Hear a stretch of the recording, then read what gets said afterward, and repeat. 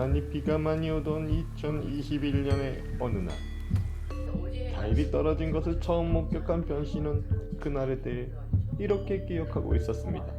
아이들 등교를 위해 아침을 먹이고 설거지를 하고 있었어요. 밖에서 쿵 하고 뭔 소리가 나서 또 진순이가 집 밖으로 덮었구나. 크게 대수롭지 않게 생각했어요. 아이들 등교를 위해 현관으로 나오다 타일이 떨어진 것을 보고 적잖이 당황했다는 변씨. 신발장 근처에 타일이 깨져 있는 거 보고 깜짝 놀랐어요. 파란색 타일이 깨져 있는 걸 보고 큰일 났구나 생각했어요. 그렇게 인터뷰를 계속하던 가운데 우리는 예상치 못한 상황을 마주하게 됩니다. 아이들을 등교시키셨다고요? 그런데 설거지가 굉장히 많네요. 살림을 잘 안 하시나 봐. 그래서 어떤 것일까? 우리는 더 이상의 인터뷰를 진행할 수 없었습니다. 작업이 끝난 현장에서 타일이 갑자기 떨어져 버린 이번 사건.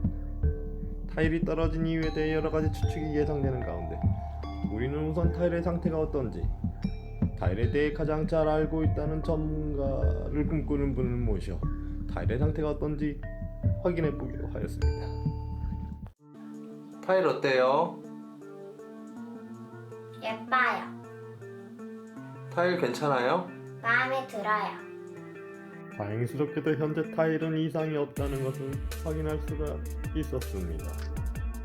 타일이 떨어진 원인에 대해 여러 가지 가능성을 열어두면서 우리는 우선 인위적으로 타일이 떨어졌을 가능성을 확인하기 위해 주변인들을 인터뷰하여 그 가능성을 확인해 보도록 하였습니다. 타일과 관련하여 연관성이 있을 것으로 예상되는 가족은 총 5명. 그중 처음 인터뷰한 변씨는 설거지 발언으로 인한 신경이 노하여 인터뷰가 불가능하였고, 가능성 있는 나머지 사람들을 인터뷰하기로 하였습니다. 아빠 놀러올게. 집어마 잠깐만 집어마 집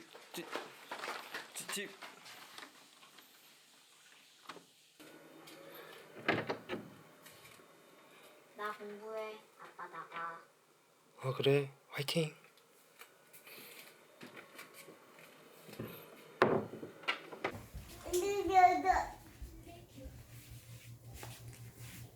혹시 타일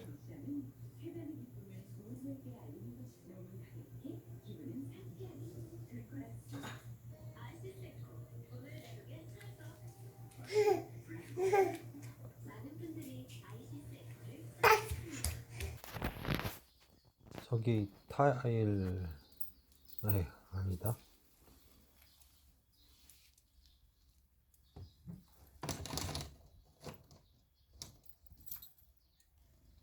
확인 결과 우리는 주변인들에게서 특별한 관련성을 찾을 수 없었습니다. 우리는 이제 타일을 직접 작업했다는 홍씨를 만나봐야겠습니다. 인터뷰 요청에 어렵지 않게 응해준 홍씨. 홍씨와 인터뷰를 하면서 작업에 관해 전반적으로 물어보기로 하였습니다. 처음 연락 받으셨을 때 어떠셨어요? 일을 마치고 돌아오는 길이었는지 타일이 깨졌다는 말을 듣고 엄청 놀랐지. 특히 파란색 타일이 떨어졌다는 소리를 듣고 아이고, 내가 아주 딱 계산해서 정확하게 맞춰서 타일을 샀는데 그 한 장 때문에 한 박스를 더 사야 되는구나. 이거 심각한 상황이구나 이 생각을 했지. 내가 그때 놀란 걸 생각하면 내가 보기에도 좀 그렇지만 겁이 많은 편이야 내가. 응? 그와 인터뷰를 진행하면서 우리는 새로운 것들도 알게 되었습니다. 타일 시공은 어디서 배우신 거예요? 그럼 배웠지. 유튜브에서 잘 나와 있더라고. 열심히 공부했지. 벽은 타일 본드, 바닥에는 안 돼요. 바닥은 압착 시멘트. 아주 잘 나와 있더라고. 타일과 관련하여 어느 정도 딱 알 만큼만 공부했다는 홍씨. 그는 우리에게 타일 시공에 관해 알려주기도 하였습니다. 이 타일 본드는 물에 녹아서 바닥에 설치하면 하자가 난다고 유튜브에서 배웠지. 그래서 절대 바닥에 할 생각을 안 했지 내가. 평소에도 성격이 꼼꼼해 주변에서 피곤하다는 말을 많이 듣는다는 홍씨. 우리는 그런 홍씨에게서 뜻밖의 말을 들을 수가 있었습니다. 내가 좀 꼼꼼한 편이어서 작업하는 영상도 찍어주었잖아 내가. 작업하는 영상이 있으세요? 그럼 내가 찍어두었지. 그럼 혹시 영상을 볼 수가 있을까요? 홍씨는 흔쾌히 찍어두었던 영상을 우리에게 보여주었습니다. 찍어둔 영상을 확인한다면 타일이 떨어진 이유를 보다 확실히 알 수 있진 않을까. 우리는 홍씨와 같이 그 영상을 확인해 보도록 하였습니다. 타일 작업에 앞서 벽에 다른 작업을 하고 있는 홍씨. 이건 어떤 걸 하고 계신 건가요? 타일 본드를 바르기 전에 테이프를 먼저 간격을 두고 바르는 작업이요 이건. 아, 테이프요?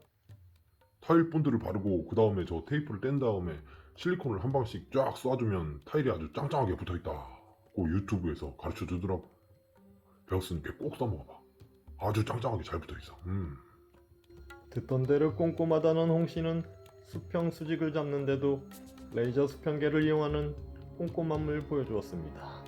그러던 와중 우리는 영상에서 이상한 것을 확인할 수가 있었습니다. 보통 타일 본드 갈갈이는 날 두께가 7mm 이하의 것을 많이 쓰는데요. 선생님은 어떤 걸 쓰셨나요? 그 갈갈이는 그 집에 있는 걸 썼지. 집에 마침 딱 하나가 있더라고. 그래서 그걸 썼지. 아, 집에 있는 날이요? 타일 본드는 접착력이 좋아서 타일 처짐이 없어서 아주 좋아. 그래서 갈갈이 같은 걸로 잘 펴줘가지고 중간중간에 공기가 들어갈 수 있게 이렇게 틈을 만들어줘야 된다니까. 그런데 이 부분은 작업하는 방식이 좀 다르네요. 거긴 뭐냐 그 갈붙이라고. 갈붙이요? 갈갈이로 떠붙이기. 뭐 작업을 하다 보면 뭐 그런 부분도 좀 뭐 필요하다고 생각을 좀 했고 유튜브로 많은 것을 공부했다는 홍씨. 그런 그는 본드의 각 특성을 이해하지 못했던 것일까? 우리는 이해할 수 없었습니다. 각각의 접착제는 타일의 성질에 따라 그에 맞춰 나온 것들이고 또 그 접착제에 맞는 작업 방식이 필요한 것인데 그것들이 잘 지켜지지 않아 이번 타일 떨어짐 사건이 발생했을 것이라 짐작할 수 있었습니다. 다행히 갈붙이로 시공한 부분은 그리 많지 않았고 그 부분 또한 면밀히 다시 확인한 결과 안전에는 큰 문제가 없는 것으로 확인하였습니다. 타일에 관해 전문가분들은 이런 의견을 주셨습니다. 타일 본드는 시멘트 모르타르계, 아크릴 본드계, 타일 에폭시계, 폴리머 시멘트계 등이 있는데요. 각각의 성질과 용도에 맞게 쓰시는 것이 좋다고 생각됩니다. 시멘트 모르타르계는 접착력이 낮고 독일 타일에 적합하며 떠붙인 모르타르, 압착 시멘트, 백 시멘트로 나눌 수 있는데요. 접착력이 낮은 편이며 독일 타일에 적합하다고 할 수 있습니다. 또한 백 시멘트와 압착 시멘트는 떠붙일 공법이 안 되는 것들을 이해하시는 것이 좋습니다. 아크릴 본드계는 욕실 덧방에 많이 쓰이는데요. 혼합이 필요 없고 칼질이 부드러운 특징이 있습니다. 타일 처짐, 저항성도 우수하고요. 물가습기에 약하여 반수 공간과 외부 공간에는 부적합합니다. 또한 접착력이 중요한 포세리, 폴리싱 타일 시공에는 불리하다고 말할 수 있겠습니다. 떠붙인 모르타르처럼 두껍게 시공하면 수축으로 하자가 발생할 가능성이 높으니 주의해야겠습니다. 폴리머 시멘트계 접착제는 가장 큰 장점이 다양한 타일과 다양한 바탕면에 사용이 가능하다는 것입니다. 폴리머 등 특수 원자재가 첨가돼 접착력과 탄성이 뛰어납니다. 이럴 때 접착제마다 특징과 성격이 다르니 용도와 장소에 알맞은 선택을 하여야 할 것들을 생각됩니다. 잘 시공되었다고 생각했던 타일 현장에서 발생한 타일 떨어짐 사건. 우리는 이번 사건으로 타일을 시공할 때 고려할 점이 참 많다는 것을 알게 되었습니다. 또한 타일 작업이 그렇게 만만한 작업이 아니라는 것도 다시 한번 알게 되었습니다. 네모 반듯한 타일, 그 줄만 맞추면 쉬울 것이라 생각을 했는데 그 이면에는 고려해야 할 것들이 참 많다는 것을 다시 한번 알게 되었습니다. 하지만 타일의 기본적인 성격과 접착제의 종류만 안다면 혼자서 시공하는 것도 그렇게 무리는 않을 것이라는 생각도 다시 한번 해보았습니다. 마지막으로 타일이 온전히 붙는 그날까지 우리는 이곳을 예의주시할 것입니다.